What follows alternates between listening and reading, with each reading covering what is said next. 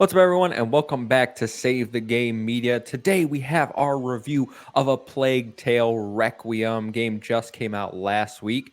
I will be your host for this review, Kevin, aka the Muffin Mon, and I'm joined by my Project X Talk co-host, Mr. Physical Copy himself, Ethan. How you doing, buddy?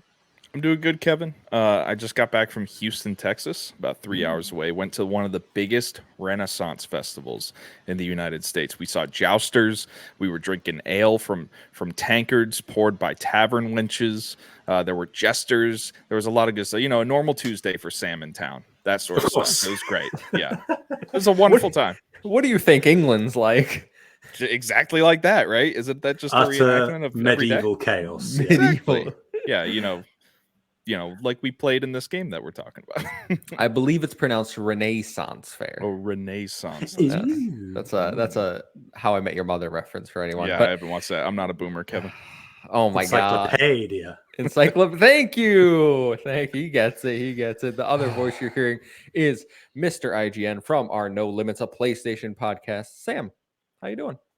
I'm doing well. Thank you for having me, Thanks for coming on. Kevin. It's lovely to be here. It's weird seeing the green surrounding me. No, we finally got you. Mm-hmm. I've been here once before for episode Sure. 100, but no, it's still a bit weird. But I like it. I kind of like it. You know what's even going to be more weird is when this goes up on the No Limits feed and you hear the X Talk intro music. People are going to be so confused. Hey, cross promotion, Kevin. We got to get them all.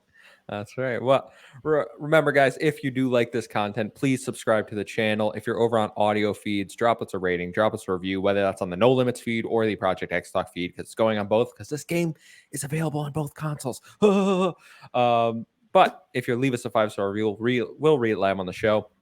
If you want to interact with us more, please come join the Discord. The link is in the description down below. And before we get started, I have to give our Extra Life shout out. We are just about at $1,500 raised for Miles O'Neill, son of Marcus O'Neill, who we've dedicated the page to. It goes to benefit all sick children and hospitals in, I forget where. It's in Canada. All right. We're raising for a hospital in Canada, but we have teamed up with our friends at Carpool Gaming and the Trophy Room to raise money, helping sick children. And you can win some awesome prizes like God of War Ragnarok Collector's Edition. So if that sounds good to you, head on over. $10 gets you one entry. So every $10, you will increase your chances of winning lots of awesome prizes. Please go do that if you're able to. Like I said, almost $1,500. You guys are smashing it. Incredible work here. And if you would like to support us further and get early access to all of Save the Game Media's content, like our podcast, Project X Talk, No Limits, Frame by Frame, or Hate My Friends, plus our Patreon exclusive shows, head on over to patreon.com/Save the Game Media. Choose the tier that's right for you, just like our current Patreon supporters. So shout out to Bucky Blue, Hopple, Alpaca Tom, Amon, SAZ, Fabulous Brianna, Brianna's mom, Brianna's brother, Brianna's wife, Anna Hudak, Nikolai at Night, Cypher Primus, and Brendan Myers. Thank you all for your support. Guys, now that we've got that out of the way, I want to get into this because I've been dying to talk about A Plague Tale Requiem. It is available now, came out last Tuesday. It is on Game Pass, so if you have an Xbox, you want to download it over there, but it's also on PS5. It's current gen only. I would say we're not doing next gen, all right? Current gen only consoles, all right? Sam, I'm going to start with you because you actually played this game before, either Ethan and I, thanks to your position. I want to get your overall impressions of A Plague Tale Requiem. And it's spoiler-free to begin with, for anybody, just to clarify. I really, really, really enjoyed this game. For context, I played Innocence, the original game, a few years ago. And didn't love it. I thought there was some interesting gameplay mechanics there, but it felt a little bit rough around the edges, a bit harsh to control. There were a few bugs and glitches, that kind of thing. And the story didn't completely grab me. I was glad I played it, but that was that. Come to this, as you say, I got to cover it for IGN, so I was playing it about 2 weeks pre-release. I did the full guide, available now on IGN if you want to check that out. And yeah, this is a 180 for me. It completely took me by surprise how much I utterly fell in love with it. I still don't think it's perfect. I still think that some of the issues from the original game are still there, better, but still there. But yes, overall, I would recommend this to almost anybody. Very high praise. And I know, Ethan, you've actually used Sam's guide over at IGN. Yes, I did. Apart. So definitely go check that out. It actually helps folks. But seriously, though, this game was absolutely incredible. For me, A Plague Tale: Innocence was a game I really enjoyed. But like Sam said, there were some issues with it, some very glaring issues. But I mean, you got to learn to walk before you can fly, right, Kevin? I mean, this game flew.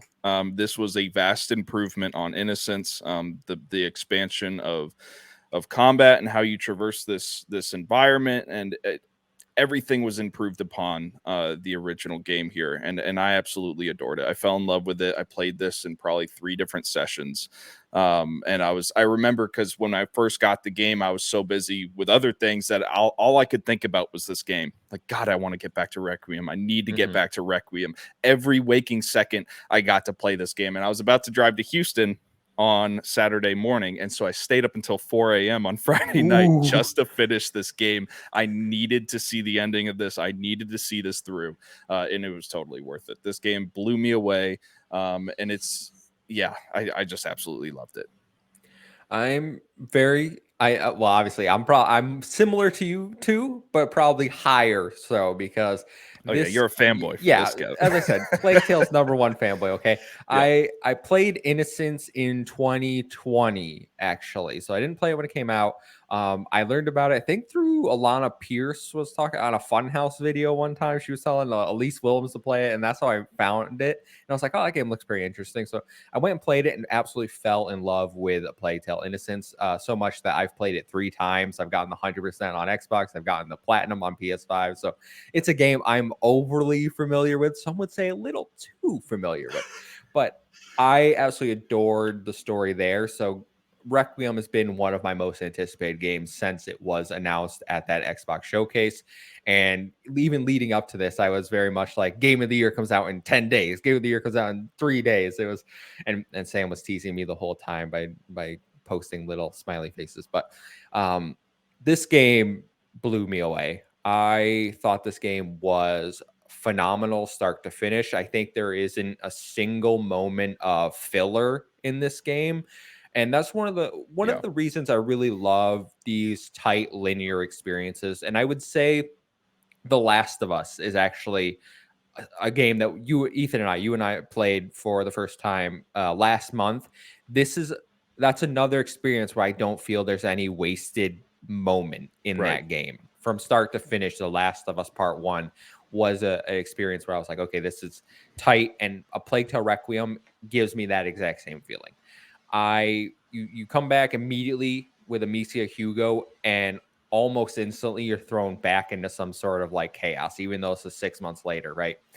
This game has improved on everything from Innocence to from the level design to even, I would say, the score. The score to this game is amazing. Incredible. Yeah. Absolutely phenomenal. I do want to point out, and I think it's important we talk about this, is the performance of this game, the technical, I should say, performance of this game. For me, I know there's been a lot of talk of, it runs at 30 FPS for most consoles, and even then there's some stuttering, frame pacing issues.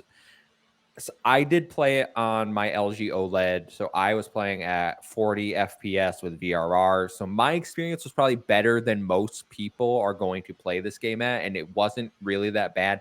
I had a few hiccups here and there, but overall, I didn't really notice too many issues. Now, Sam, I know you played the pre-release build, so you might have had a different experience. Yeah, it was a little rough, I won't lie. There were 2 bugs in the game, which is slightly different. There was frame hitching throughout, even post-release, which, it was in Innocence, to be fair. Again, it's still here, but it's better, a lot better. But there were 2 bugs that just completely halted game progress. There was no fix. I had to wipe save, start over. And I think this was chapter like 9 or 10. So obviously that's over halfway. So that stung a little bit. But I was in touch with the PR people at Asobo, and they helped me figure some stuff out. Not to really save me any time, but just ways of ensuring it didn't happen again. And I've started a new save post-release, and have played through and have encountered neither of those two bugs that I ran into. So, yeah, like I said, it's still a little rough around the edges. I would still wholeheartedly define this as a AA game.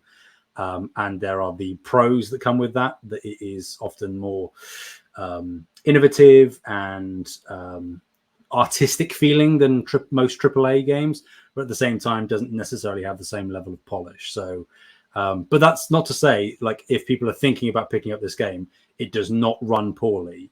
There are a few frame hitches. It might slow down occasionally, but for like 95% of the time I was playing, there were no issues whatsoever. Yeah, and I think it's gorgeous. The world that Asobo has created here is, you go from these dark and dreary medieval looking castles and ruins to then you have bright open fields filled with beautiful, colorful flowers, and the contrast is really something to behold. I think there were multiple times where I literally was just standing there, I'd like pan the camera around, especially when you see you're out at. No spoilers. The water is all I will say. I was very much impressed with like just looking at things. And then we got to talk about the rats, right, Ethan? I know you and I mentioned it on Project X Talk. You thought it was 30,000, 300,000 rats. It's a lot of rats, Kev. Yeah, the use of rats in this game, I mean, it pretty much is the same mechanic as Innocence, but it's just so greatly expanded in this, and it just makes it so much more fun. I absolutely love this mechanic of the rats, and also the scenes of the waves of rats coming at you. There were, I think, 3 or 4 different running scenes where you as Amici are running away from these massive waves of rats, just seeing the absolute destruction behind you of them engulfing people and buildings and all that good stuff. And it's just absolutely impressive every time you see it. I absolutely adore it. There's one part near the end where I'm trying not to explain it too much, where there's basically waves of rats coming and you have to find cover to get closer to a certain object.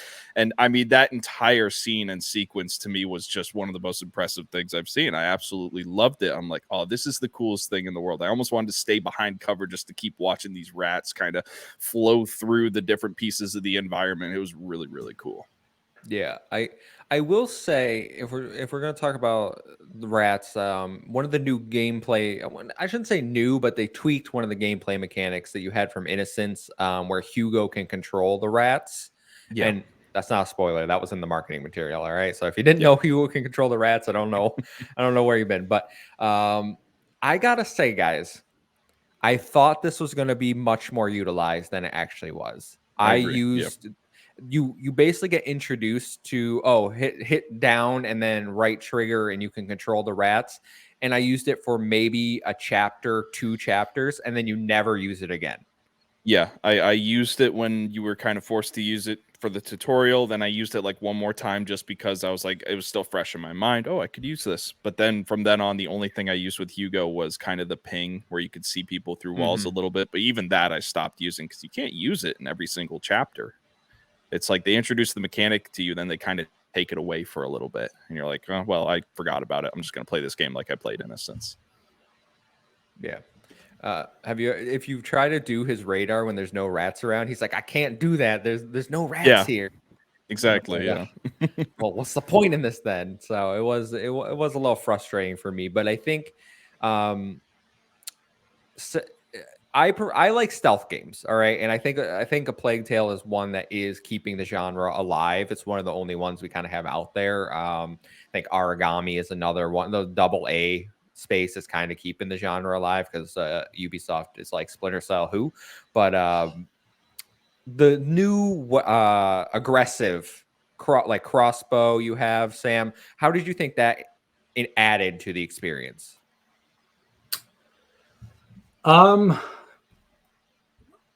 I am both positive and negative on the crossbow in the sense that it adds it's another tool in your arsenal to use, but it ultimately doesn't function that much different to the sling, where a sling is a one-hit kill on certain enemy types, and the crossbow is a one-hit kill on most enemy types.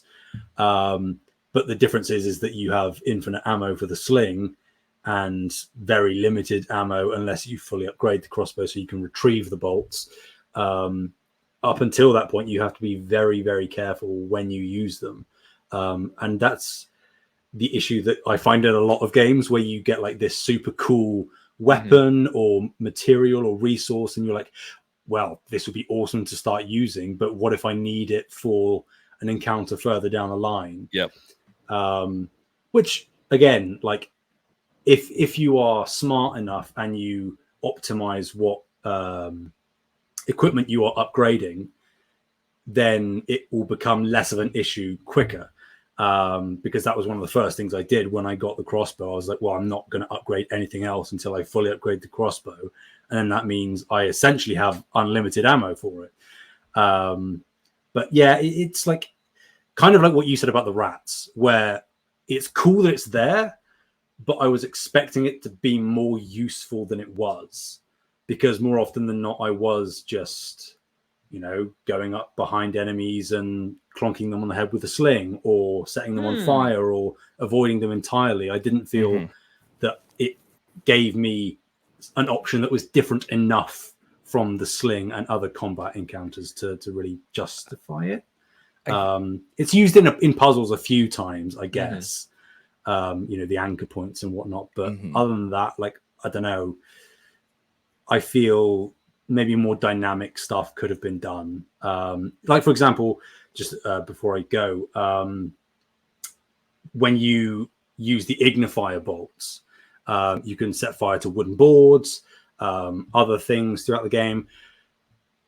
I don't know. I feel it would have been interesting, maybe OP, I guess, but there should be a way to balance it where you could light an ignifier bolt and use it as a portable light source to move through the environment. So if, for example, you find yourself in a pinch and you can't quite figure a way to get out, you've got another option. And of course, you're never going to get stuck. There's always going to be a way that you can get out of any given corner.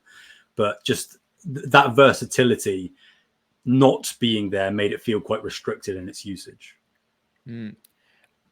What you're speaking, I think that I've played this game very differently than you, because I almost never went up behind anyone and hit them with the sling. I found that to be I did not like doing that. So like I used the crossbow so much.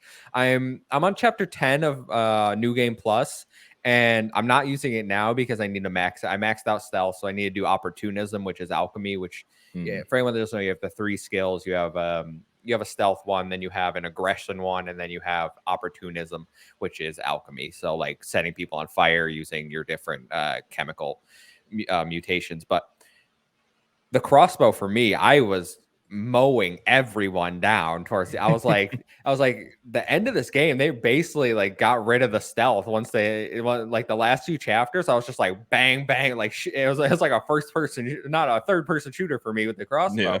So to hear you saying like you just snuck through everyone and or came up behind them, I was like, we played this game very differently, which now on New Game Plus I'm kind of like, it's kind of hard to sneak through some of these areas. They're kind of seeing me. I was wondering, like, because I just assumed I was meant to be more aggressive in this one. Like they gave me the crossbow, they want me to start firing this into people. See, that's really interesting, because I played a little bit kind of like how Sam played it, in that I reverted back to a lot of what I knew playing Innocence.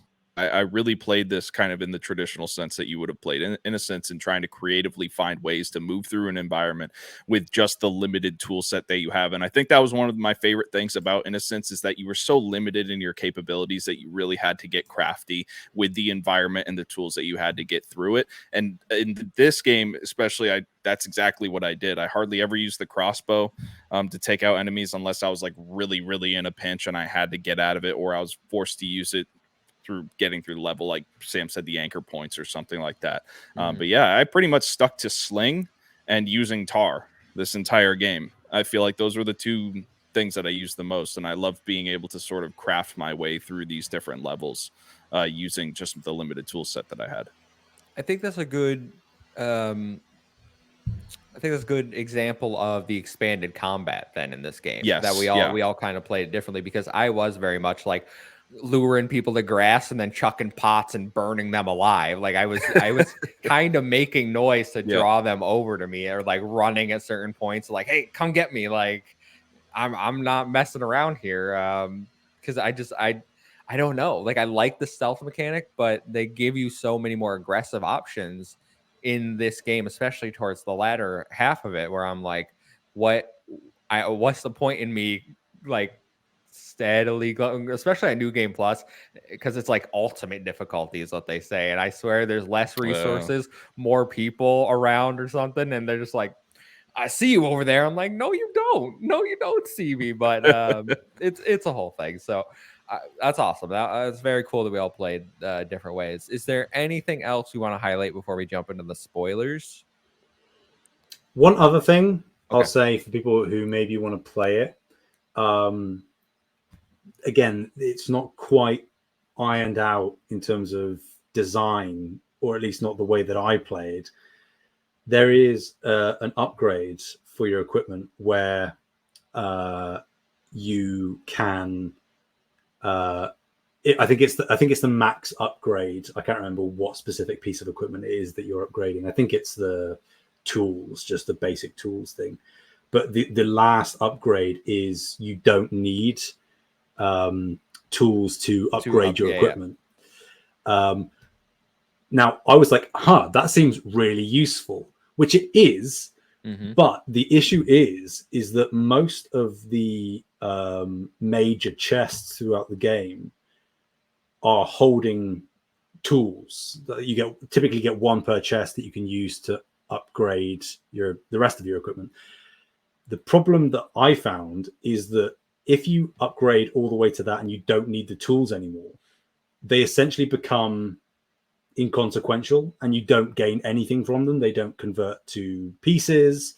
They don't convert to any other resource type. So it's useful, but if you do that early on, you are essentially halving what you gain from each and every major chest that you open throughout the rest of the game.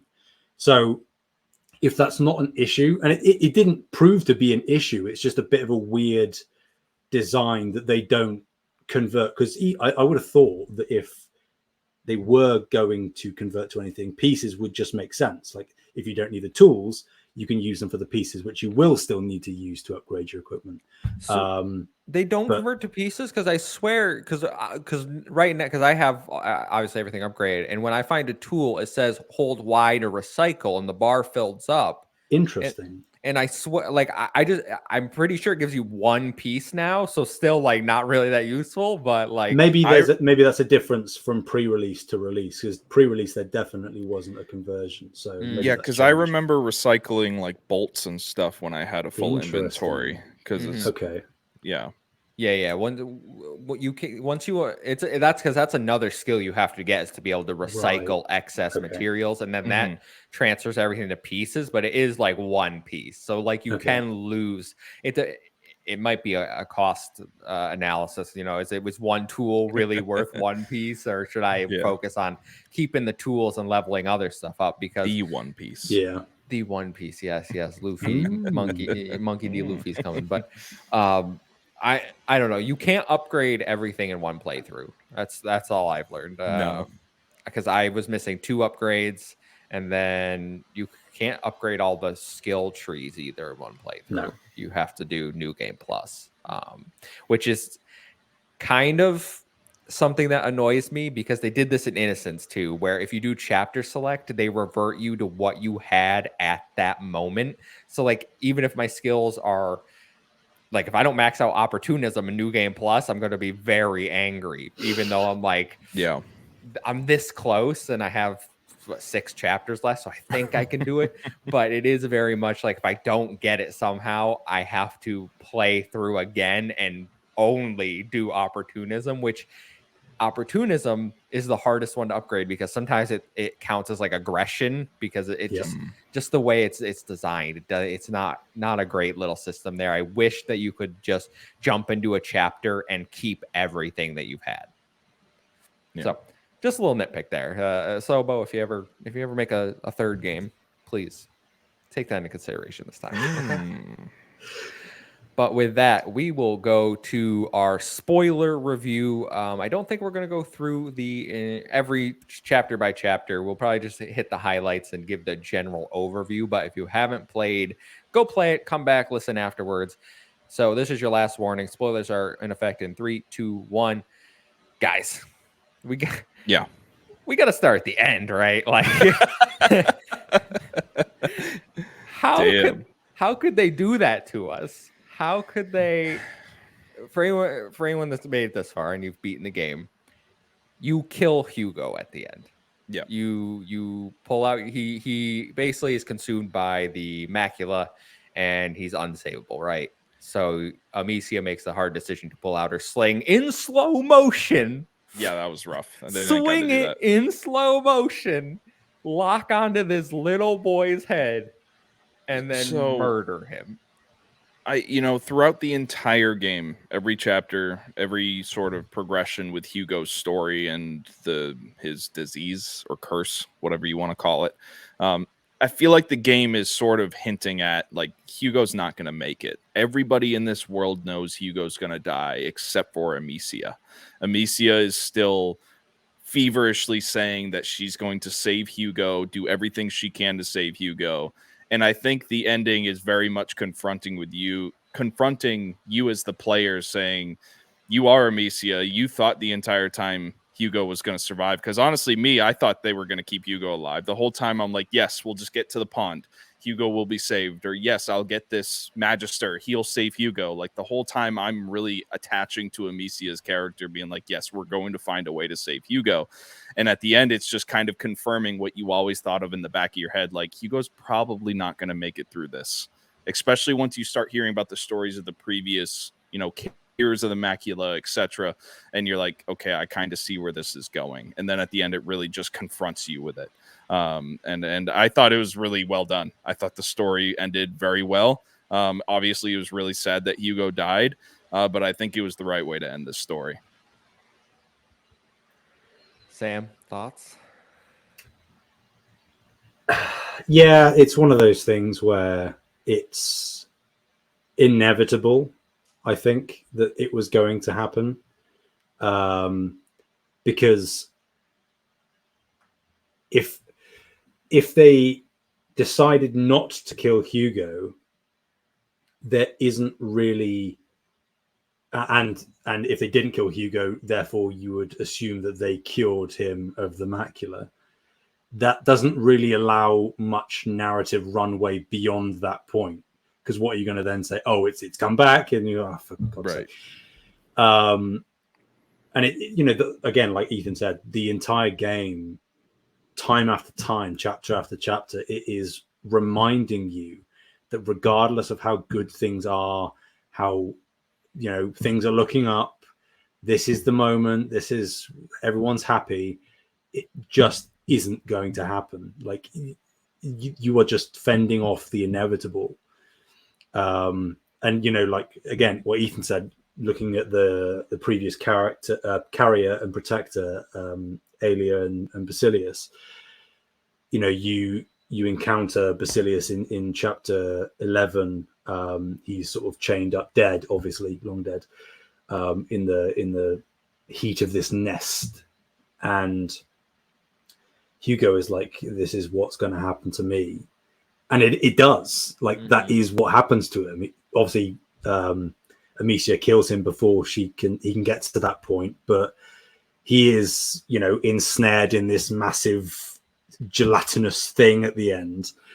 And it's like history repeating itself, and we see it, not to get too meta, but we see it in the real world. It's a reflection of what illness and plague does in the real world. No matter how much we try and fend it off with medicine or advancements in science and health, there will always be something else that comes along that just completely screws us over, no matter how prepared we think we are. And that's the tale that is told here. It is a plague tale, if you will. But yeah, I think I saw it coming a mile off, but that doesn't change the fact that it hit me like a ton of bricks when it did arrive. I told Ethan this, but like I went for, after the game ended, I went for like a 30-minute walk to like clear my head, because as I said, I love Innocence, and so I love Amicia, especially. I love Hugo. I love those characters. I love their bond together. And yes, I compare this game to The Last of Us all the time. For me, I love Joel and Ellie, their relationship. For me, this is a relationship with Amicia and Hugo that is more impactful and hits closer for me. That's going to vary person by person, obviously, depending on how you hit the story. But I think the moment I realized where this was going, and I think I told Ethan this because he was like, "Oh, how's the game?" I'm like, loving it, but if it's going where I think I'm going, it's gonna hit me. So it was when they were going through the old protectors stuff, and Hugo said, nothing ever changes, nothing gets better. It always, and like I'm like, this kid has given up any semblance of hope. And at this point, like, can we really blame him? Because we spent all last game trying to fix this. We've spent tons of time trying to fix it now. And at what point does it become like we have to stop because he's destroying the entirety of France? Like, how many people have to die? I understand she loves her brother, but how many people is his life really worth? And I think that's really where it hit me, where he kind of realized that, and he's kind of given up. And then we go through, obviously, the Basilius chamber, and I'm just, I messaged you, so I was like, what the hell am I looking at? I was like, it went into scorn territory all of a sudden, guys. I was like, I don't know what's going on here. It was very impactful and hard to deal with, for sure. But I think ultimately it was the right decision. And then obviously we'll go back a little bit, but the game starts with Amicia and Hugo playing. Everything's happy. 6 months later, right? Yada yada yada. They encounter some beekeepers, and I've seen some people be like, "Well, how does the game escalate so quickly? Like, they get in trouble from these vicious beekeeper people that are trying to kill you, and then they're wanted by an army. Like, how do those things correlate?" And I'm very much like, they've always been wanted by an, like, did you not remember them killing the person at the end of Innocence? Like, they're still wanted criminals. And that's very much keeping to the theme of this game, continuing forward from that point, especially that they will give you moments of respite, like on the Sophia's ship or when you first get to Lacuna, but very, very quickly you realize that this is absolutely temporary and chaos is going to engulf everything that you touch. And I really love that about this game, is that you get those moments of respite, but in the back of your head you're thinking, this is very temporary. Let's see how they turn this into a nightmare for me. Yeah. My favorite, obviously the first few missions serve as like a tutorial, right? Getting you back into like, oh, you can be stealthy, you can assassinate people. But it sees you be with Lucas for the first few chapters of the game, which wasn't something I was expecting. It was Amicia and Lucas going out and trying to find the herbalist and trying to find things to help Hugo, who is now dealing with his sickness, which has reemerged since the beekeeper incident. And I like Lucas a lot. I think he was fine in the first game. I liked him, but I think he really comes into his own as a character in this game. I would agree. Yeah. I think it's mainly just due to the fact that, throughout Requiem, Amicia is slowly coming to terms with the fact that this probably isn't going to end very well. There are various points in the game that she actively just breaks down and sort of refuses to keep going, can't keep going. Lucas gets captured at one point because of it, and she has to go and save him.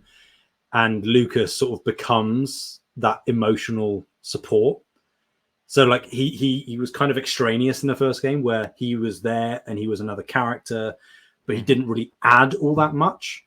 Whereas here he is like the support system alongside Sophia that is keeping Amicia and Hugo from sinking, from drowning.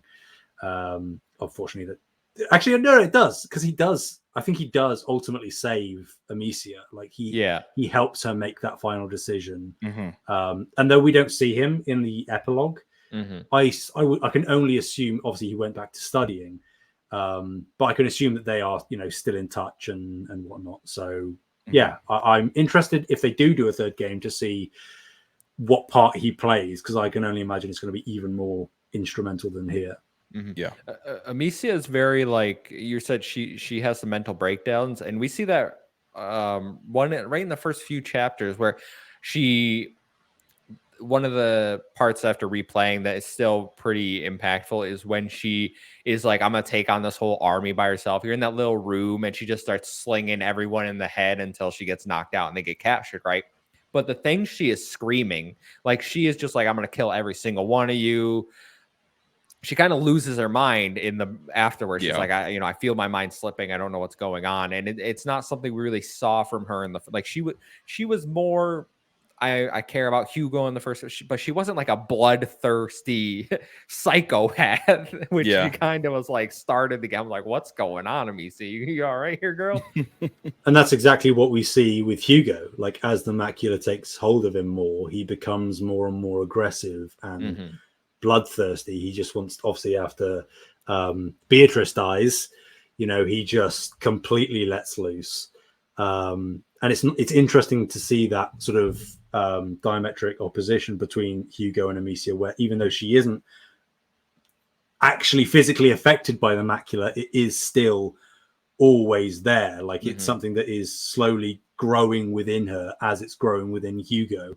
She's just becoming more and more desperate. It's really, really interesting and quite compelling narratively. So, one of my well, I was gonna say my least favorite part of this game is when Amicia has her head injury. That is my least favorite part of this game, and that's the chapter you get introduced to Hugo controlling the rats. This is the only part of the game I don't actively like. I don't know why. The like barren wasteland desert setting, I don't enjoy going through it. The fact that like she's hurt so much, but then rebounds very quickly. I was like, I could have done without this part of the game, to be honest with you. I get like you wanted to show like Hugo has grown up more than he was in last. Like he's no longer a helpless child. He's more in tune with his powers. And then, as you're saying, we see that throughout where he really goes off on some people and to varying degrees, which I think, my favorite part is when we get to Lacuna, right? I love that island. I spent so much time once you leave the castle and you're with Sophia, right? And it kind of becomes semi like open area there. Yeah, that was really surprising to me how the sort of game switched there, and it felt like, oh, I'm just going to these different areas to start chapters, and in between I can just explore this big island. I mean, I thought that was really awesome to do in this game, because it really did give you a moment, like a break from all the macabre and the dreariness, to take your time to explore this beautiful world. And I really enjoyed that sort of intermission for this game. I just love going around I spent probably like an hour just running around the island being like, can I get over there? And like there was a locked gate which you go to in like the next chapter or whatever, but I spent so long being like, how do I open this gate? There's got to be a way to do it. And then I just realized, like, oh, you got to play the game more. And then did you guys solve the windmill puzzle? Yes, I did. I got my bracer. Let's go. Good man. That took me longer than it should have to figure out. No, well, the problem was I didn't follow any of the bird statues. Like I found the first one and I immediately took off running the opposite way because like that's the story. Collectibles going to be in that direction. Yeah, I'm like, let's go over there. And so then I found the area where the birds lead you to with like the second, because it's right there by like if you take off to the left, but you weren't supposed to go that way. So I found the windmill thing and I was like trying to like, do I do something down here? And then it's like, no. And then I was like, all right. So I just started running around and I found the stone tablets, obviously, with like numbers. And I was like, I think this is something going on here. So yeah, it took me a little bit. Because you know what it was? I wasn't expecting it from a play. Like, why would I expect that from this type of game? Yeah. That was one of the two bugs that broke my game. doing that puzzle. I think it's the third windmill has the cart that's blocking the hole that Hugo crawls through. Yeah. Pre-release, that cart was just halfway embedded in the windmill, so you couldn't drag it out. You couldn't even interact with it. So I was like, "That's interesting. Why is it like? Oh, it's just bugged." And then I said, but no, it's fine. It's fine. I figured out how to fix it. So no, I really liked it. I like. It kind of reminded me of. I don't know. I was going to say Uncharted, but maybe like something like Assassin's Creed is a better answer. Where I think all I can think of is Assassin's Creed Brotherhood, where you are collecting the Romulus keys and it gets you that armor that's locked away. It felt like I had naturally discovered that. You know, it was something that was hidden away in the world, but I just naturally stumbled upon it without even really meaning to. So yeah, I really enjoyed that. I felt like that section was maybe a little too big, personally. I felt like there were very distinct areas and there was something to do in each, but it kind of felt a little bit tedious trekking back and forth. And maybe that this is biased because I'm somebody who had to comb through every single inch of that map to make sure I wasn't missing anything. But no, I mean, it was a nice change of pace, definitely. I think I agree with you. And you know what the issue is if you could move faster across the area, it wouldn't have mattered so much. And when I was playing this, I was like, if they make a third game, I really hope they don't try to make it like open, like semi-open world, like keep the linear, like that is your bread and butter. And I almost felt like this area in particular was kind of let's like a backdoor test to see how players respond to this section of the game. But I did like the bracer puzzle, and it wasn't something you got that like broke the game either. It was just a little helpful. Like when you get hit, you get to recover faster instead of the I'm feeling woozy. Oh no, it's coming back. Bring it back. Ethan, you want to talk about the cult? I know you love the cult. You immediately pointed them out. You're like, I think these are nice people.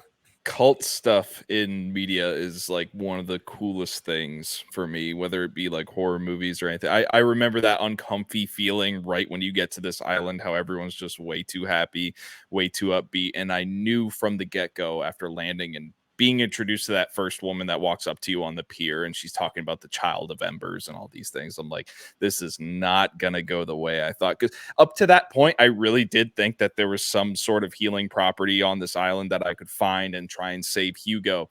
Like I said, I was really wrapped up in Amicia's headspace where I was feverishly thinking that I could save Hugo still. And once I was introduced to this island and this child of embers idea and this cult and then the Count, and you get to see the interaction between the Count and his wife, very quickly I was like, this is going to go horribly wrong for everybody involved. Like nothing is going to be happy about the rest of this game. It's going to be nothing but more dread. And in a way that was sort of comforting because that's when I kind of accepted what was going to happen. But at the same time, I was trying to work towards a way and hoping that it wouldn't happen. But that was the point where it really set in for me. And I was like, okay, I think this is going to go the way I think it's going to go.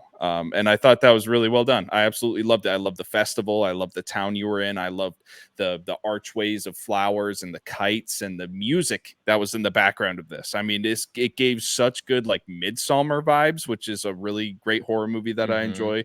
And you know, just walking through the island and seeing all the festival activities, you're just like, ooh, everything's really pretty and really cool looking, but you just have that gut like discomfort in your gut, and I absolutely love that feeling. And you know what the worst part about it was? Is you almost leave the island with nothing bad happening. Like you see the they're doing some creepy ritual in water, talking about bringing the child back. Okay, I can deal with you being weird cult people. We're gonna move on. You go to leave the island. Sophia's like, I'll wait at my boat, and they're like, oh, we gotta take you back to the palace. Your mom and Lucas are here. I'm like, I was this close. Oh yeah. And now, like, because I didn't trust them to begin with, but I thought, oh wow, the game's we're not going where I thought we were going. Maybe they're actually like just a little weird and they're good people. And then nope. No. You get there, and then the Count tries to kill you, and you get a boss battle, which is very similar to Ellie versus David, in my opinion. Mhm. Yeah, Prairie Broom was the same damn thing, Kevin. Yeah, which I hate that boss battle for anyone that Yeah. didn't watch our review, but I you know, this was we got there. We made it through in the end, but I'm gonna tell you what, guys, when she slit Amicia's mom's throat, I was immediately into me. I was like, I'm gonna fucking kill you, you Oh, bitch. yeah. that was I was like, yeah, the screen. I'm like, I want so much satisfaction just like murdering. And can I this say woman. that satisfaction came when Hugo saw his mother strapped up with the blood coming down her chest and realizing what had happened, and seeing Hugo go into that full rage and call upon the rats. That whole scene where you're just conjuring these rats and they're coming out of the ground and eating people. Oh, it was so cinematic. It was so exciting. I was standing up like yelling at my TV. Like, it was the coolest damn thing about this guy. I love that moment in this game. Sam, what'd you think of Beatrice's death? Something I could have predicted was coming as well. Just the fact that, I mean, definitely as soon as the guard was like, "Oh, your mum and Lucas are here," I was like, "Oh God, okay, right." One of them's going to die, maybe both. Because you know, as much as I think a lot of this narrative in this game is quite ingenuitive and creative, there are tropes that it falls back on, and that's one where it is, like you say, Kevin, where it's like, you're this close, it's going good, you've gotten out, you're safe. Oh wait, no, you're not. Things are about to get worse than they ever have been. But no, I like, and it's something that I'll point out for another moment as well, where the entire game up until that point, when you are using Hugo's powers, you have the meter that fills the more you use it, and you're like, don't let that bar fill. But in that section, you have to make the bar fill all the way. And I like that there's that inversion there of everything that you know. And another one that is probably the best melding of narrative and game mechanics that I've seen in quite a while, actually, is in chapter 16, the penultimate chapter, where you are traversing through the wasteland and you're following the Phoenix statues, and they get bigger and bigger, and you're like, whoa, this is crazy. And you do kind of get told what to do eventually if you push long enough without figuring it out, but you have to head in the opposite direction to the statues. And then you're in that arena that you're teleported to, where the rats start taking on human forms. Yeah. I love that for the first couple of times that you do it, the game and the dialogue in the game is telling you that, like, try something else. You know, this isn't quite working. Figure something else out. So the second time round, I was throwing tar at the brazier to make it look brighter, and then that let you actually hit some of the rats. I was like, okay, this is interesting. So maybe I need to do something else, and maybe I need to throw the tar at the brazier and then hit them with something else, a different concoction. But obviously, the solution is that you just have to extinguish the brazier. Yeah. Which I think is, like, in terms of narrative, that's Amicia giving up the fight. It's like, I can't put this off any longer. Like, it's going to happen. There is no point trying to resist it. You just have to give in to the fact that it's going to happen. And making you do that in the same way that you have to actually physically kill Hugo, it's like, that is so perfectly in tune narratively with what is happening in her head. I was just blown away by that moment, honestly. I was like, as soon as I realized what I had to do and what it meant, I was like, whoa, amazing. Yeah. That's I 100% agree with the narrative to gameplay, like, connection there for that section, especially because I got it. I think it was my third try in that area that I figured out what it was same. like. I got the don't follow the birds pretty quickly, because that one, like, Hugo's kind of like, you still don't get it, like, you have to, and I'm like, okay, he's clearly telling me, like, don't the birds, also because, like, you've been following the birds for the last 6 chapters and they haven't led you to anything that they were meant to.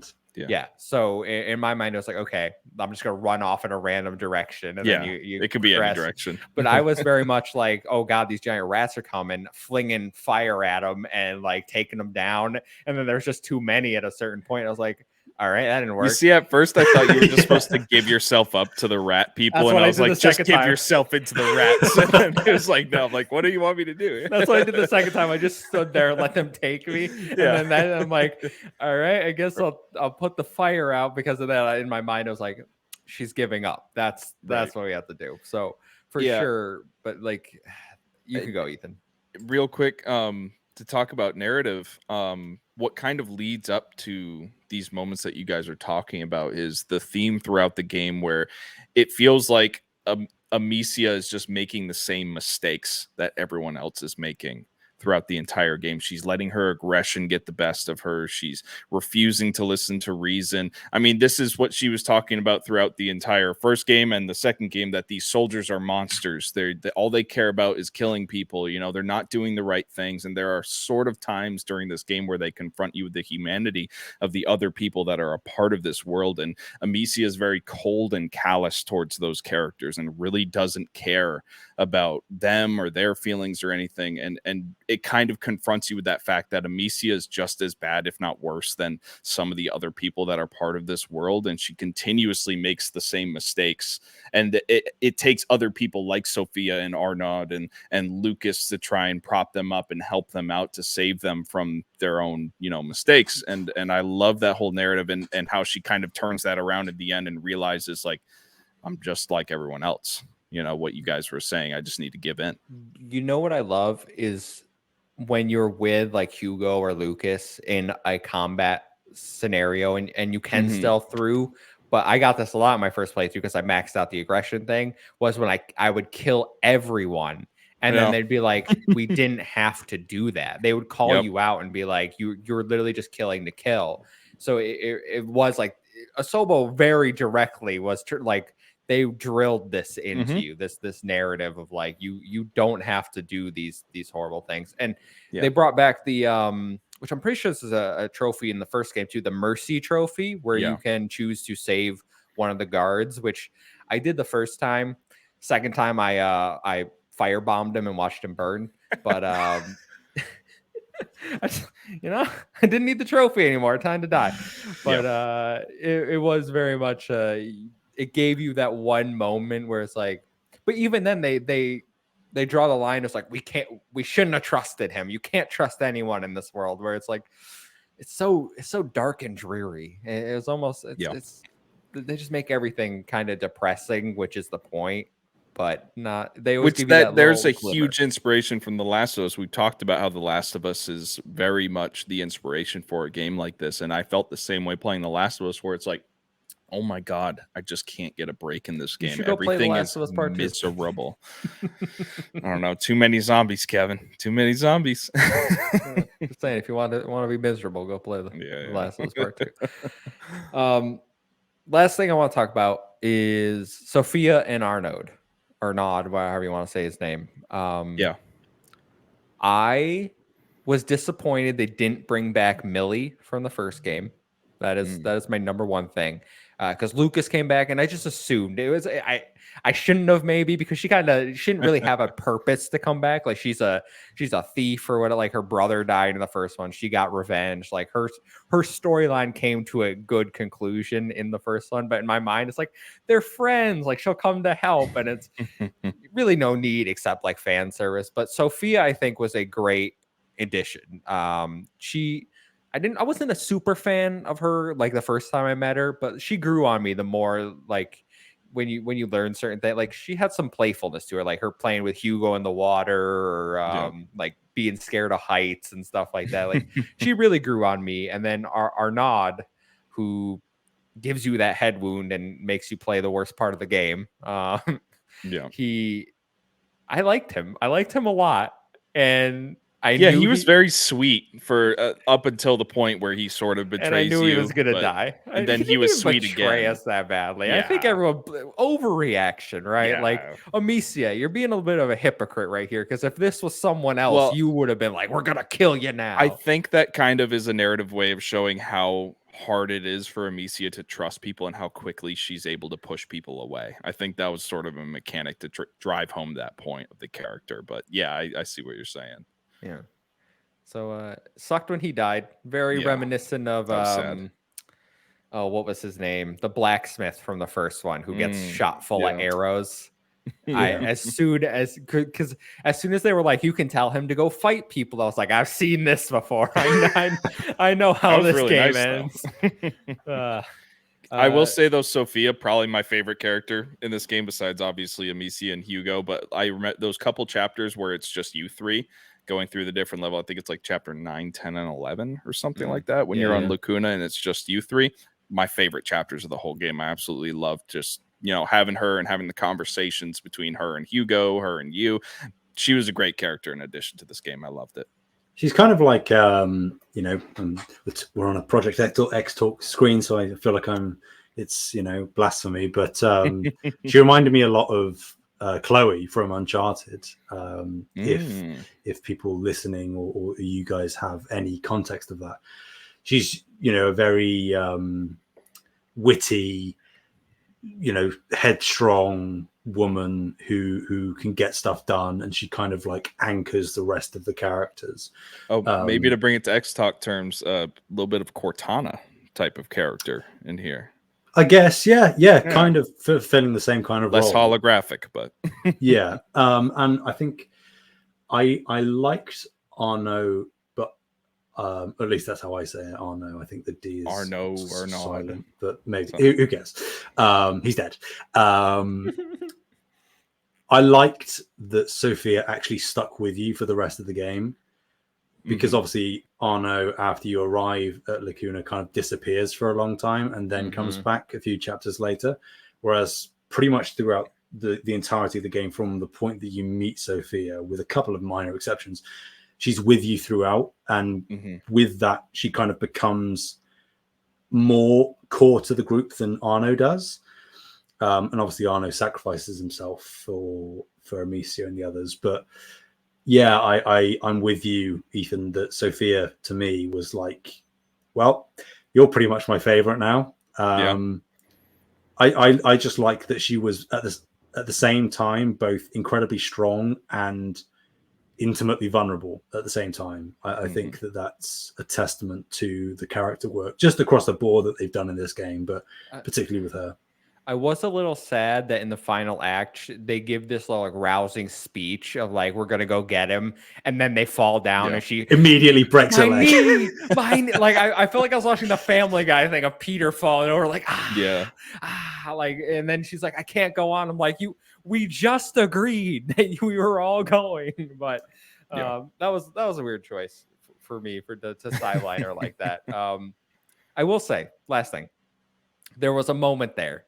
I thought they killed Amicia when she got an arrow through the stomach, and I was like, "What's the rest of this game?" Then there was a split second where I'm like, "She's dead." Oh my god! I was like, did they like? I literally thought they killed her, and I was like, I can't. I was like, is this about to be I can't even say anything. I can't say anything. What I was gonna say, I don't want to spoil nothing. But I thought we were gonna like, am I gonna play the rest of the game as Hugo? Like, is that, and then we're gonna go on like a revenge rampage, which you don't play as him, but you do kind of get the revenge rampage for sure. Indeed. Yeah. So, do we want to talk about ending scene? Post-credit scene. Post-credit scene. Then chapter we'll wrap 17. If you will. Chapter 17 is an epilogue, right? Like, you go visit Hugo's grave, which it's very touching, lovely little thing. But then you get the post-credit scene of another baby with the macula running through his veins. Even though Asobo has said that this is the ending, I don't believe them. Like, does anyone else here feel differently? I don't think it's really enough to make a determination yet. It very well could be them just saying, like, even though our story is over, like, this sort of thing will just continue.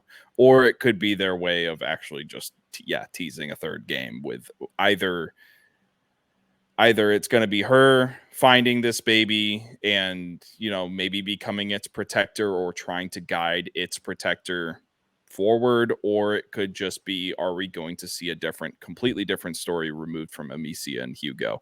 And maybe, kind of how Amicia and Hugo had to put together the pieces with the other two, protector and the macula carrier.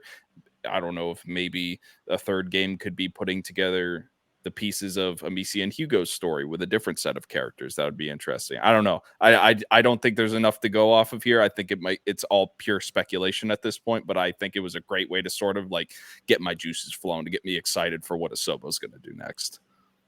Yeah, I think it's the most elegant way of doing both of those things that you said, Kevin, where it is the end to the story in the sense that we got the end of Hugo's tale, we got the end of Amicia's story, and yes, you know, Sophia and whatnot, but there are always secondary characters that aren't finished. They just exist in the world and are off doing their own things. And as much as Amicia is obviously setting off to help the next carrier and protector, we don't actively need to see that. We can make our own assumptions about what happens, like we can at the end of other games, you know, about where people are going or what they're doing, without saying anything specific. Kevin knows what I'm talking about. But yeah, and also it does, you never want to completely shut the door on a story, particularly one that is seemingly incrementally improving with each installment. Obviously, in Innocence, Requiem is infinitely better than Innocence, in my opinion. And I can only imagine if they do decide to do a third game, which I kind of hope that they do, but I'd be fine if they didn't, how good that could be. And also it just plays into the theme of like, it's cyclical. It's going to keep happening. There is no way to stop it. You just have to live with it, deal with it, adapt to it. And yeah, you know, Amicia and Hugo weren't the first carrier and protector. Aelia and Basilius weren't the first carrier and protectors. There were carrier and protectors before them. So yeah, maybe A Plague Tale 3 is set in the present day, and it is an COVID-19. actual first-person shooter.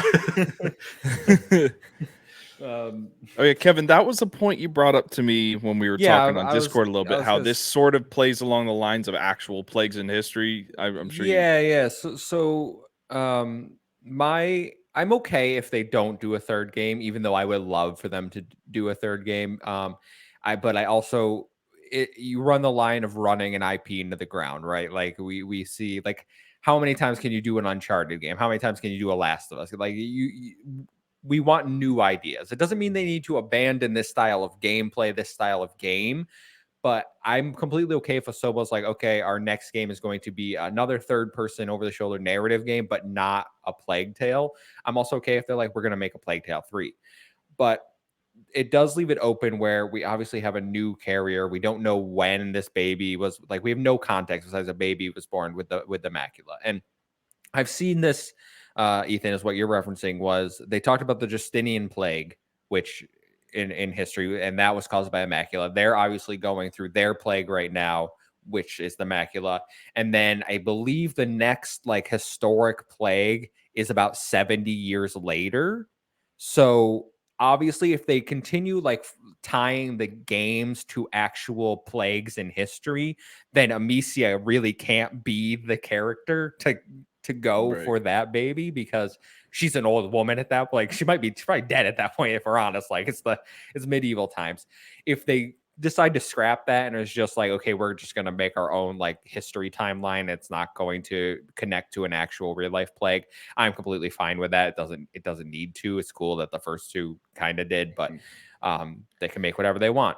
Yeah, because these two games very much are in keeping with the line of the Black Plague, right, of the 14th century, and like that plague obviously was caused by rats or fleas that were on the rats, and that's what spread it. And I'm wondering if they could expand this universe if they go into other plagues of using different mechanics with different transmission ideas, because like I talked about the Black Plague, rats, you know, other plagues, locusts, you know, there's a lot of different types of plagues out there with different creatures. Now it's birds. Yeah, now it's birds. You have to look down, but now you got to look up. Who knows what they could do with different mechanics? It'd be interesting to see. Yeah, no, if they do, my ideas is either they have Amicia find the new carrier, the macula, and try to correct her mistakes that she made with Hugo. I think that could be narratively interesting and like turning her past failures into success. That might be good. Or a new protagonist with this new carrier, and then Amicia kind of gets introduced like as a a secondary character you meet throughout Like the an old journey, woman like you an meet in a old weird woman. shack somewhere in the middle of exactly. nowhere. Yeah, exactly. Like she's kind of like that old, like, oh, like I've been through this before. Something like that. I can see either one of those working for me. And then that's a throwback to the fans of the old games too, because it does introduce new characters, but keeps like a legacy. Yeah. Or a solo could be like, we're not doing either of that. So who knows? That's just where I'm coming from as a fan. But this is undoubtedly my game of the year so far, guys. Wow. I absolutely love this game. And Ragnarok is in like 3 weeks, so good luck. Good luck. That's all I'm saying.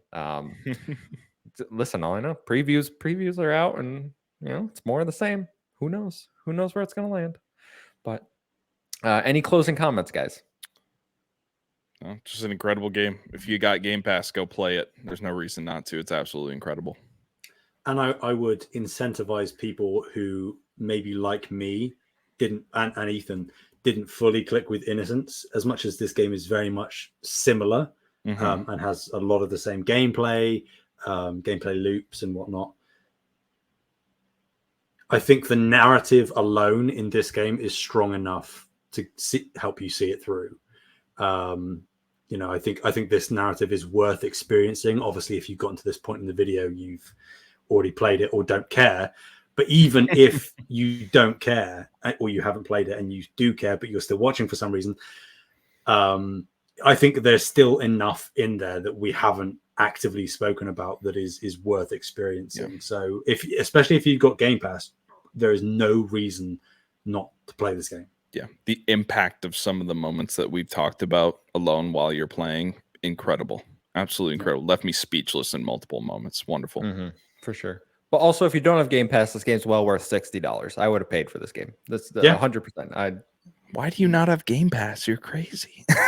Maybe they're PlayStation only. Okay, we got fair enough. Yeah, no limits. There's nothing up there. Stop talking about it. Stop talking about it. We got this is on the no limits feed too. All right, PlayStation homies, well worth your money. So we will end it there. Ethan, if people wanted to hear more from you, where can they find you?